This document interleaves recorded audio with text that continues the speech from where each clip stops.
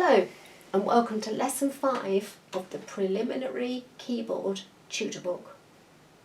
So in this lesson we'll be learning how to read music, we'll be learning about sharp signs, we'll be learning about tones and semitones, we'll be learning about the key of G, and we'll also be learning about the scale of G major.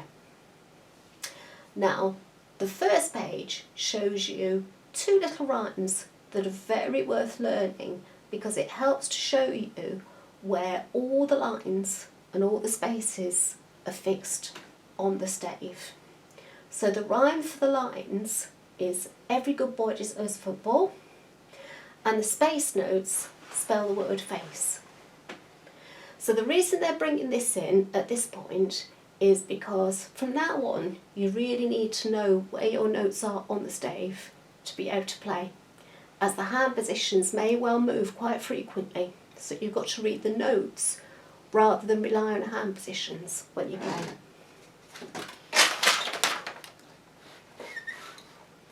So the next part of the book introduces you to what's called the sharp sign. So this is a sharp sign. Look closely, you will see that this sharp is an F sharp because the box of the sharp is on the F line, and it gives you the opportunity of writing some of the sharp signs. Then the book explains about the difference between a tone and a semitone. So a tone is when you've got a note in between. That's a tone. A semitone hasn't got a note in between, and that's how you can tell the difference between a tone and a semitone. So you have a written exercise over on this page where you look at the notes and decide whether the notes are actually tones or semitones. Now what I suggest you do with these is work out where the notes are on the stave by using your two rhymes, write the names of the notes underneath, and then from that practice playing them on the keyboard and see if there's a note in between, it's a tone. If there's no note in between, then it's a semitone.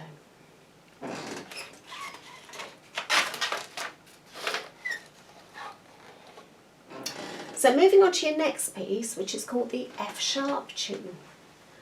Obviously called that because if you look at bar 6, you've got an F sharp written as an accidental. Now what you've got to remember in that bar is that the F sharp's at the beginning of the bar, so that means every F that you have in that bar will be an F sharp. But if you go on to bar 7, you'll see that it's a new bar, so in that bar you'll go back to F naturals again. So let's set this one up. Piano, swing, tempo 100, here we go.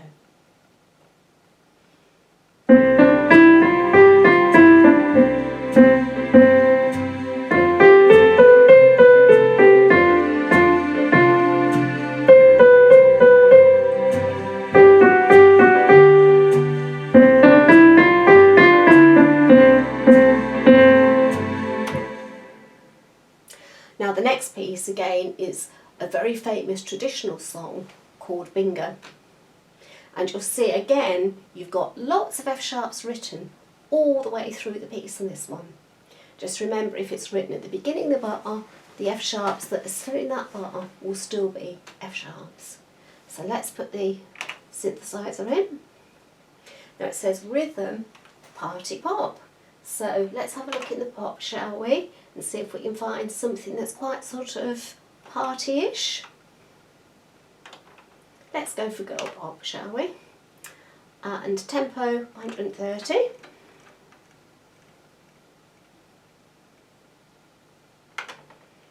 Begins with an upbeat.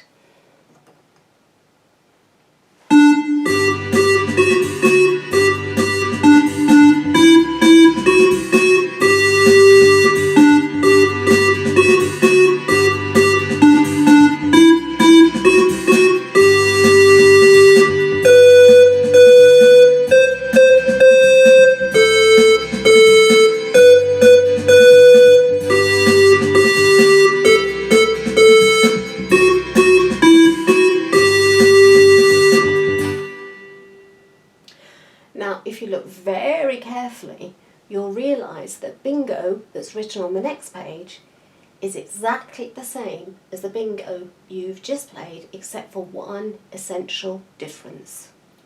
And that difference is that the F sharp has now been written in the key signature, right at the very beginning of the piece. Now that still signifies that every F that you play is going to be an F sharp.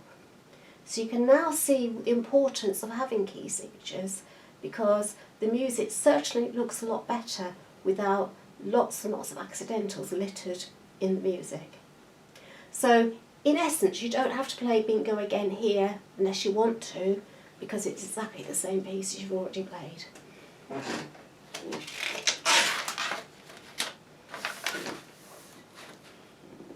Okay, so we're moving on to scales now, and we're going to remember to put for your scales the piano setting and to turn the fingered off.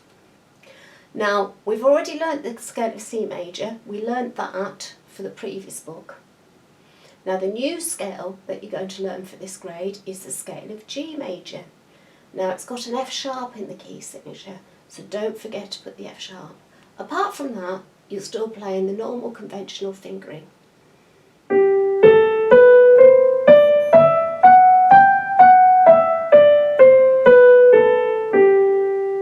And your left hand.